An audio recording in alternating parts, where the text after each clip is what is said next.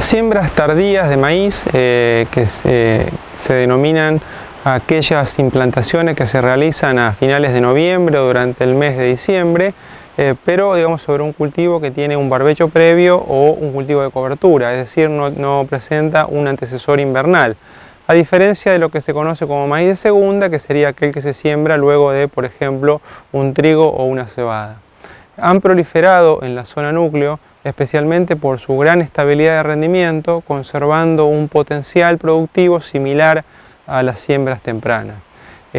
La potencialidad de las mismas está dada en que generalmente ese maíz se implanta con el perfil de suelo cargado de humedad y con un mayor contenido de nutrientes, especialmente de nitrógeno, al momento de la siembra.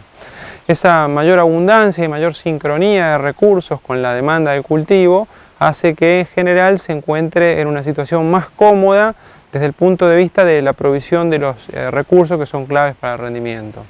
Entonces, una de las preguntas importantes a hacernos es cuál es el nivel de esos recursos, es decir, cuál es el contenido de agua útil que tenemos al momento de la siembra, por ejemplo, o la disponibilidad de nitratos hasta capas profundas del suelo. Otro factor importante es conocer también para cada región cuál es la fecha óptima de siembra. Eso en zona núcleo, nosotros vemos que los ambientes de mayor potencial se encuentran en la última semana de noviembre y la primera semana de diciembre.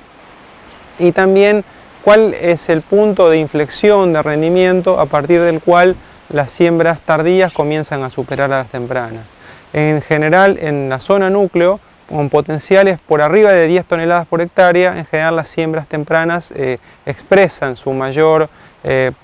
potencial de rendimiento, mientras que en ambientes más restrictivos, con una expectativa de rendimiento de 10 toneladas hacia abajo, las siembras tardías tienden a demostrar toda su estabilidad.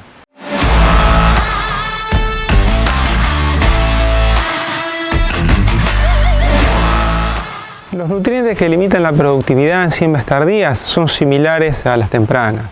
es decir, nitrógeno, fósforo, azufre deben ser incluidos en los planteos productivos. La diferencia que tenemos es que como antes de la siembra tenemos un periodo de acumulación en el barbecho más prolongado, en general su nivel en el suelo es más alto. Y a su vez la mineralización de nitrógeno y azufre a partir de la materia orgánica del suelo también se da a una mayor tasa, producto de las mayores temperaturas que podemos encontrar durante la estación de crecimiento de las siembras tardías. El fósforo, que es un nutriente poco móvil y fuertemente retenido por el suelo, también la tasa de difusión, la velocidad de crecimiento de las raíces es mayor, de modo que también la accesibilidad por parte de las plantas termina siendo mayor respecto de las siembras tempranas. Es decir, la nutrición en las siembras tardías es un poco menos limitante respecto de las siembras tempranas y el techo de rendimiento, por decir de alguna manera, se alcanza con una disponibilidad o una oferta de nutrientes por fertilización un poco menor, como líneas generales respecto de las siembras tardías. Pero de todas maneras es muy importante medir estos elementos en el suelo, por lo menos nitrógeno, fósforo y azufre, y en el caso de zinc también, que es un micronutriente cuya relevancia ha crecido en diversas regiones de nuestro país, como zona núcleo, litoral, Córdoba, y bueno, también los análisis de suelo de este nutriente son importantes realizarlos, y si están debajo del umbral crítico de una parte por millón, también vamos a encontrar respuestas similares a las que vemos en siembras tempranas.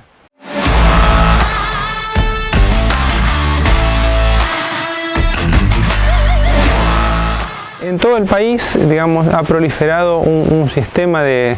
decisión que une el diagnóstico con la recomendación de fertilización y consiste en sumar el nitrógeno disponible en el suelo más el agregado mediante el fertilizante hasta alcanzar una determinada disponibilidad objetivo.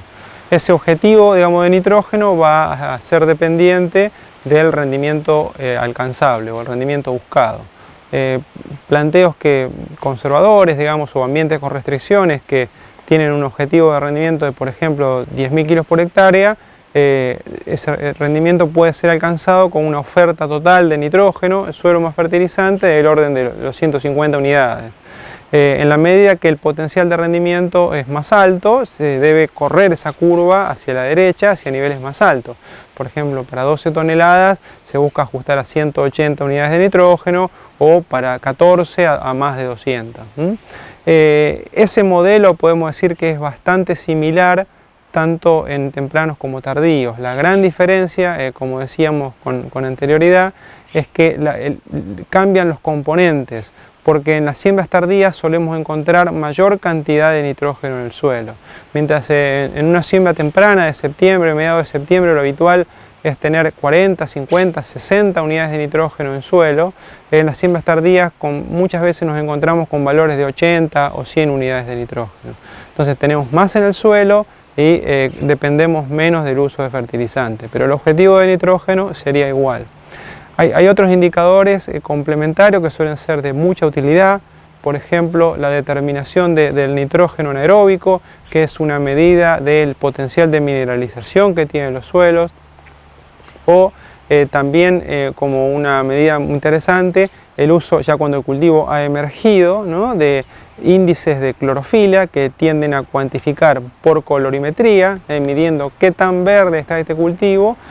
una eventual necesidad de nitrógeno. Eso generalmente se hace apareando franjas de referencia, o sea, haciendo una franja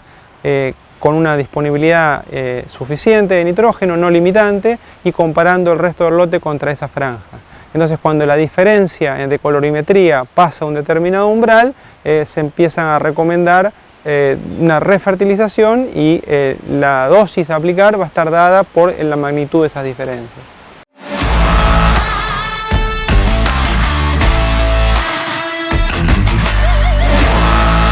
El método que describíamos de sumar créditos de nitrógeno hasta alcanzar un determinado objetivo es una especie de balance simplificado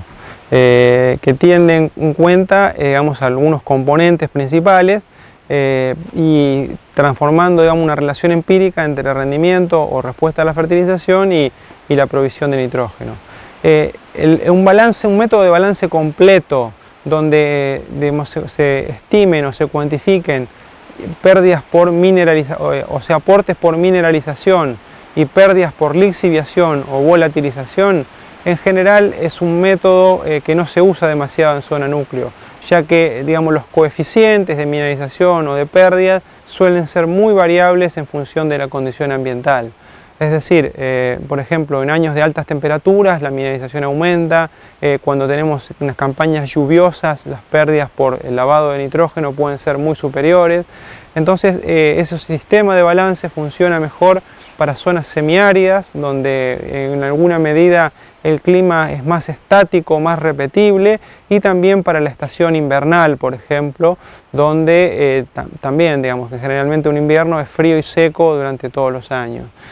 Para la época estival, el clima suele ser muy oscilante, entonces la magnitud de esos coeficientes pueden tener profundas variaciones, lo cual suele llevar a errores en el diagnóstico. O sea, si bien se ha utilizado y es un indicador válido, no sería la mejor opción para hacer un diagnóstico de nitrógeno el método del balance.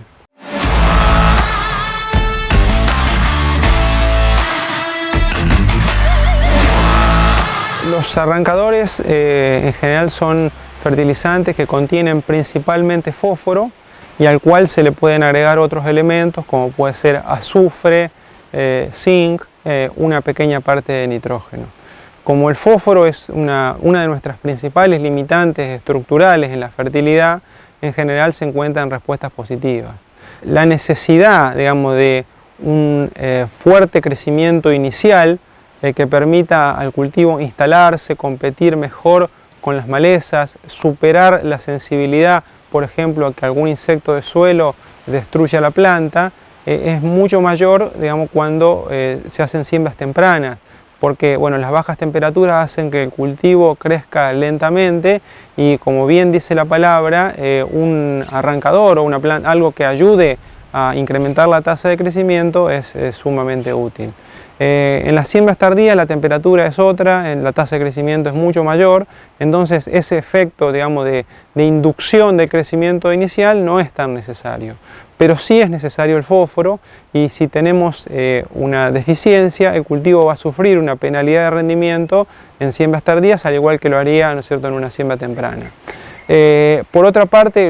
el aporte de fósforo tiende a recomponer un balance, porque el fósforo es un elemento que tiene un funcionamiento como si fuera de caja cerrada, donde si una permanente extracción es mayor al aporte por fertilización, esto determina que los suelos se vayan empobreciendo y vaya bajando la productividad a largo plazo. De modo que la estrategia de reponer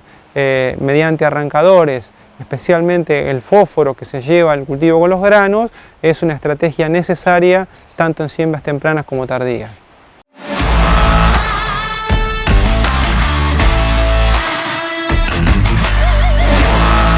Cuando hablamos de hacer un manejo por ambientes o un manejo sitio específico, estamos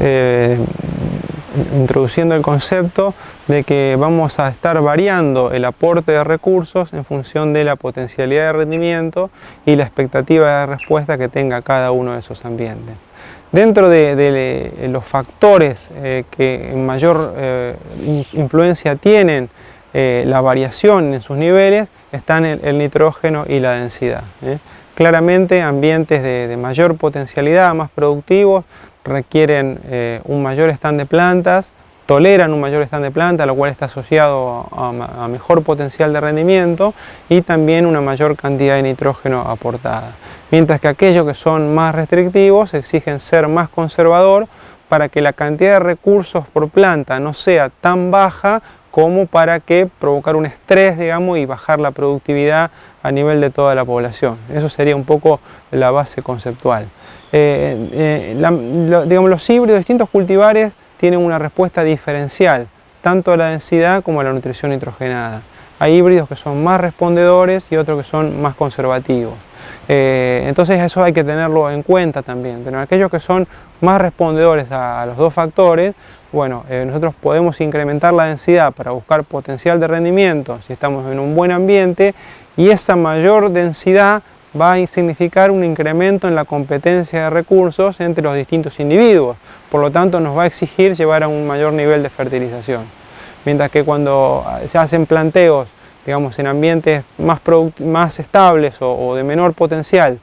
buscando estabilidad de rendimiento, digamos, eso se baja la densidad, y eso también lleva como contrapartida que se pueda estar ahorrando en la fertilización, aportando menores cantidades de nitrógeno. Eso es crucial para lograr rentabilidad en ambientes con restricciones, en ciclos como el presente, donde los fertilizantes tienen un precio muy elevado, ¿no? Entonces es muy importante tener caracterizada la variabilidad a nivel del campo para poder hacer un manejo inteligente y, bueno, intensificar en el uso de recursos en los ambientes más productivos y poner estrategias más conservadoras en aquellos que no tienen tanto potencial.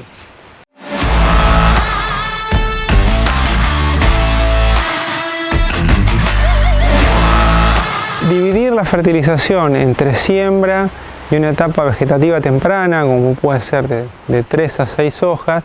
en general permite una mejor sincronía entre la demanda que tiene el cultivo y la oferta que le vamos realizando al mismo. Eso, digamos, permite que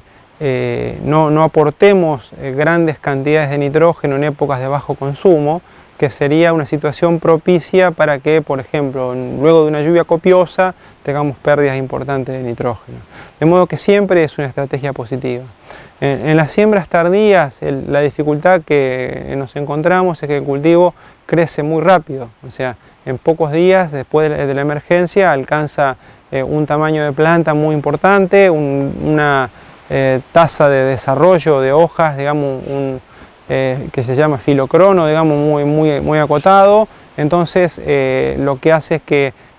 digamos, el cultivo con facilidad se puede escapar de una ventana donde se aplica el nitrógeno con máxima eficiencia o donde hay una excesiva rotura de plantas y se ingresa al lote. O sea, siempre es una condición deseable en siembras tan tardías tenemos una ventana mucho más pequeña. Y también los periodos climáticos determinan en alguna medida la estrategia de localización de los fertilizantes. En la actualidad, hace 2 o 3 años, estamos atravesando un periodo seco y entonces se ha hecho usual incorporar el nitrógeno, por ejemplo, previo a la siembra, debajo de la superficie del suelo.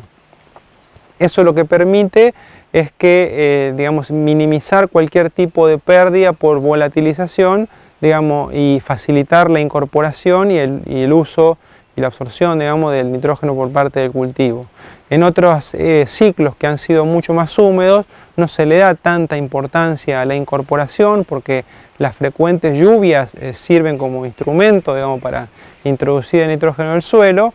pero se hace mucho más foco en dividir la aplicación porque, digamos, algo que sea excesivamente un tratamiento, una fertilización excesivamente temprana, cuando el cultivo todavía está consumiendo poco, lo expone mucho, digamos, en un suelo cargado de humedad, a que parte de ese nitrógeno sea lixiviado a capas profundas del suelo, donde las raíces ya no pueden llegar.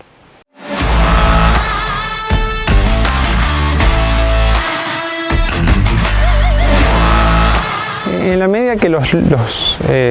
cultivos han ido sumando años de agricultura, la fertilización se ha complejizado por requerir mayores cantidades de fertilizantes y también una mayor diversidad. O sea, algunos años atrás y con rendimientos un poco más bajos que los actuales, se pensaba en el agregado de fósforo, nitrógeno, que ya los hemos descrito y como nutrientes principales.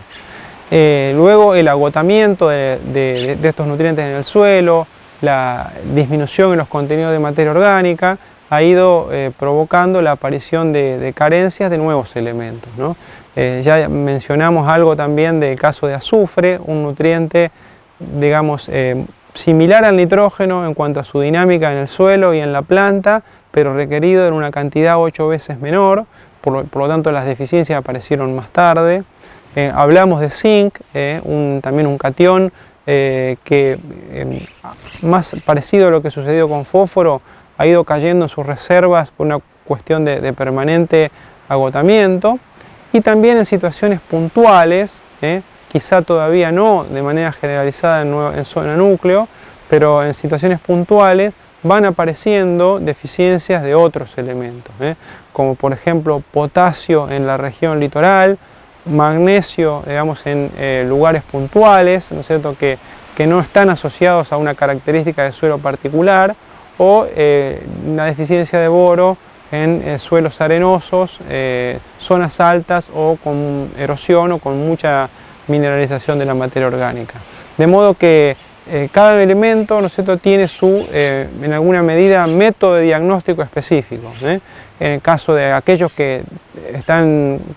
tienen como reservorio la materia orgánica, como es el caso de azufre o de boro, miramos más bien la capacidad de mineralización que tiene esos suelos, cuánto es el contenido de materia orgánica respecto del original, y en otros, digamos, específicamente medimos su contenido en el suelo, ¿no es cierto?, como es el caso de magnesio o zinc. Pero sin duda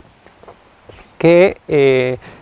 hoy un diagnóstico nutricional es algo verdaderamente complejo, donde hay que combinar herramientas de suelo, análisis de planta, y también, digamos, un análisis de la condición ambiental, la potencialidad de rendimiento del cultivo para hacer un diagnóstico adecuado. Y,